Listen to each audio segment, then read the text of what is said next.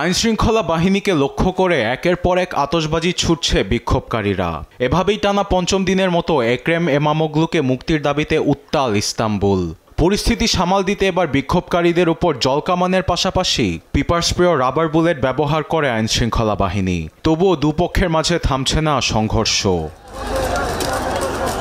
এমন পরিস্থিতিতে ইমামোগলুকে রবিবার আনুষ্ঠানিকভাবে গ্রেপ্তার দেখিয়েছে আইনশৃঙ্খলা বাহিনী। দুর্নীতি ও অপরাধী সংগঠন পরিচালনার পাশাপাশি ঘুষ, চাঁদাবাজি, বেআইনিভাবে ব্যক্তিগত তথ্য রেকর্ড করা এবং টেন্ডার জালিয়াতির অভিযোগে অভিযুক্ত করা হয় তাকে। নেওয়া হয়েছে রিমান্ডে। একাধিক প্রভাবশালী গণমাধ্যম বলছে তাকে সিলভিরি শহরের এক কারাগারে স্থানান্তর করা হয়েছে। বাতিল করা হয়েছে মেয়র পদ।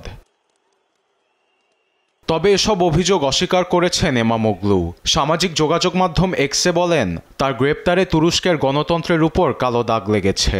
রাজনৈতিক ফায়দা হাসিলের জন্য এরদোগান বিচার ব্যবস্থাকে ব্যবহার করছে বলেও অভিযোগ করেন তিনি। একই সঙ্গে জনগণের অধিকার নিশ্চিতের জন্য পুরো দেশে অসহযোগ আন্দোলনের ডাক দিয়েছেন তিনি। এদিকে এরদোগানের বিরোধী দল সিএইচপির নেতা গণ অভ্যুত্থানের কথা পুনর্ব্যক্ত করে বলেন, ইমামোগলু প্রেসিডেন্টের ঘুম হারাম করে দিয়েছেন। গ্রেপ্তার হলেও 2028 সালের নির্বাচনে প্রেসিডেন্সির জন্য লড়াই করতে পারবেন ইমামোগলু। তবে তার বিরুদ্ধে আনা অভিযোগগুলো প্রমাণ হলে তার প্রার্থিতা বাতিল হয়ে যাবে।